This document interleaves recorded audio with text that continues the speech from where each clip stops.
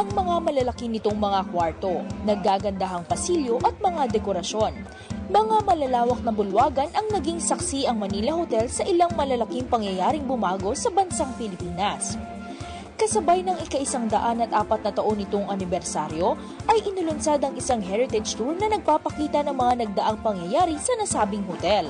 Unang-una, gusto nating ipaalam na ang Manila Hotel is celebrating its 104th anniversary. Ay ang flagship hotel ng ating country. It has been the premier 5-star hotel in the Philippines.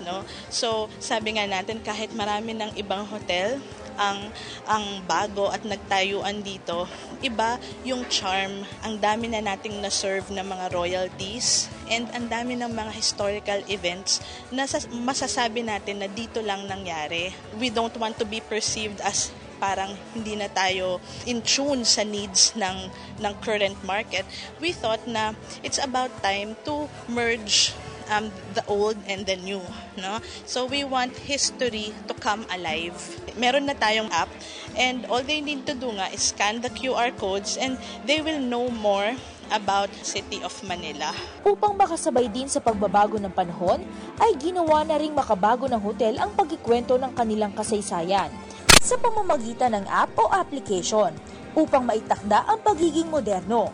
Balak na rin nila itong gawing mobile concierge. Unang-una makikita natin yung napakagandang render or miniature version ng prototypes. Naglagay din kami ng mga items na galing sa MacArthur Suite. So, alam natin na yung MacArthur Suite, doon yung naging residence dati ni General Douglas MacArthur. Artifacts, yes, makikita nila ang mga royalties at yung mga personalities na nagstay dito. Makulay at modernong pagbabalik tanaw, isang magandang paraan upang mas mapaintindi sa makabagong henerasyon ang mga aral ng ating kasaysayan.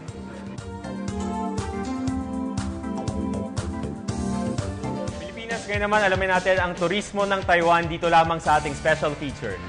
Morning, boss! Nandito tayo ngayon sa SMX Convention Center, Pasay City para tunghayan ang isang event na tinatawag na Time for Taiwan, Taiwan Tourism Promotion Event. Kilalanin at alamin natin ang kasaysayan at kultura ng Taiwan. Ginanap sa SMX Mall of Asia ang Time for Taiwan upang ibahagi ang turismo ng Taiwan sa mga Pilipino. Since you are the director for Taiwan Tourism, tell us more about Taiwan. Taiwan to Philippines is only 2 and more hour flight, so it's very close to Philippines. And also we in Taiwan we have 4 seasons, so you can enjoy the when you in different seasons you go to Taiwan, you can see different landscape. And also in Taiwan we can enjoy very good food, including international cuisine and local, and also the street food. Also, we have in Taiwan, we have a very good event according to the Chinese culture, and also we have a very good place for shopping. Nakiisa rito ang ilang mga sikat na vloggers na nakapunta na sa Taiwan. Time for Taiwan is a promotional event of Taiwan to encourage mga Filipino people to try to visit Taiwan naman para ma-experience naman natin yung local food nila and shopping places na pwede nating ma-visit. Alright, ikaw naman, Ms. Rhea, what can you say about Taiwan na hindi pa alam ng mga Pilipino para mas pumunta sila sa Taiwan? I believe that Taiwan has one of the most wonderful nature spots in the world, and I really want to explore more in Taiwan, especially the beaches and the mountains. Isa sa mga inabangan sa Time for Taiwan ay ang raffle ng libreng trip to Taiwan. At ang maswerteng nabunot ay isang frequent traveler, pero first time niyang makakapunta sa Taiwan. Sobrang unexpected. I didn't expect to come here dito sa Time for Taiwan event.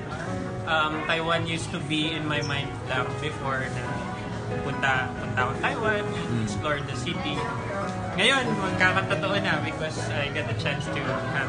It's only good for one, but I might invite friends. Taiwan is very close to Filipinos. Just an hour and 45 minutes away ay nasa Taiwan ka na.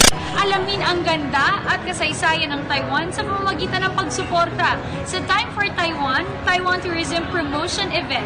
Mula dito sa SMX Convention Center, Pasay City, ako po si Diane Medina para sa Good Morning Boss. Ako po si Cathy San Gabriel. Subscribe na sa PTV YouTube channel. I-click lang po ang subscribe button.